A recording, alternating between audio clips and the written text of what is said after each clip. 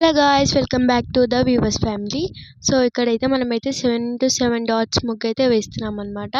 So beginners కోసం ఇది మీకు చాలా బాగా యూజ్ అవుతుంది. ఎవరైనా ముగ్గు రానోళ్ళు కూడా ఉంటే ఇలాంటి మా వీడియోస్ చాలా ఉన్నాయన్నమాట మన ఛానల్లో, ఇలాంటి ముగ్గుల వీడియోస్.